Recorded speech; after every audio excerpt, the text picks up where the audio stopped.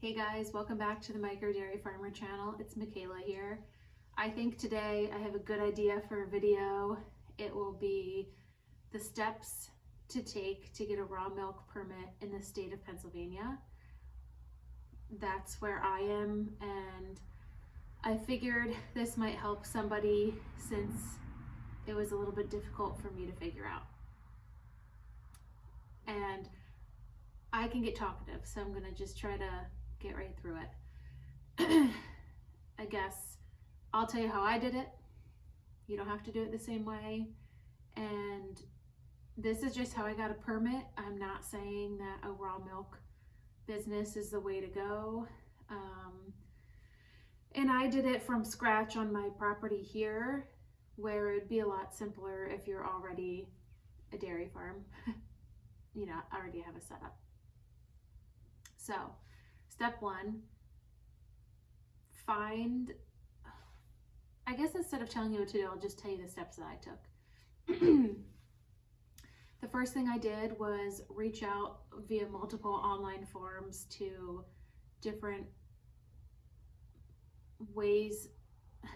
forums for like the Department of Agriculture to try to find a contact for the right person to ask questions about it.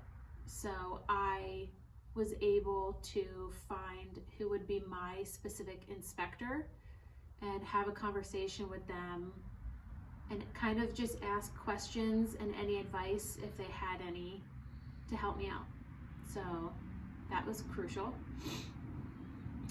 I had the raw milk laws in front of me. It's like Schedule F or something like that. I have that printed out in my house at all times. So I contacted the milk inspector, one, just so they kind of have an idea that I was planning on working through getting a permit, around what time, and to ask any main questions.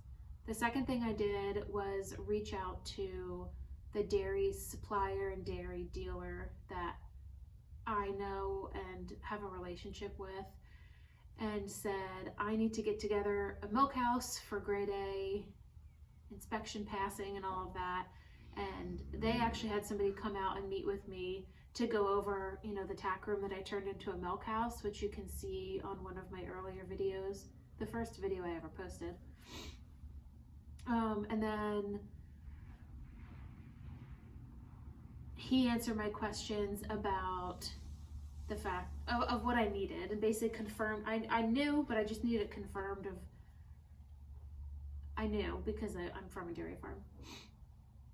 So the longest thing to all of it was getting the milk house set up for grade A, which would happen whether or not I'm doing raw milk. So that's mostly just because I was a new farm trying to get a grade A license. I wasn't already a dairy farm here.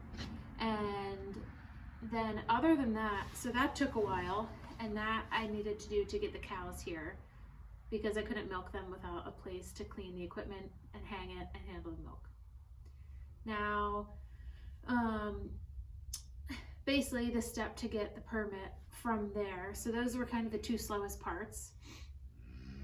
Then you need to just call a vet and come and have them do brucellosis and tuberculosis tests on all of your milk cows, as well as a herd health inspection, and have them provide the results as well as a written herd health report.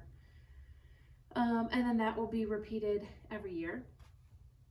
And then, the other thing I did, which the inspector helped me with, was she let me know the local labs nearby that do raw milk testing, because that's a requirement.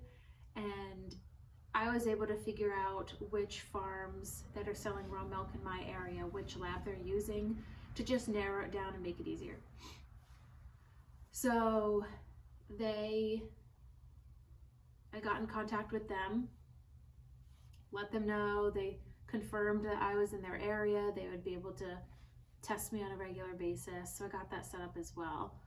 Then the cows came, I had the vet come, I called the milk inspector, I called the milk tester, and in order to have your pre-inspection to get your permit, you have to pass 3 regular tests as well as your pathogen test and your water test. So like The pathogen test and water test happens twice a year, and the regular somatic cell count, coliform, plate count, all that kind of stuff happens twice a month. So you have to have 3 of those in a row consecutively pass. If you fail any, you have to just, it restarts the clock. And then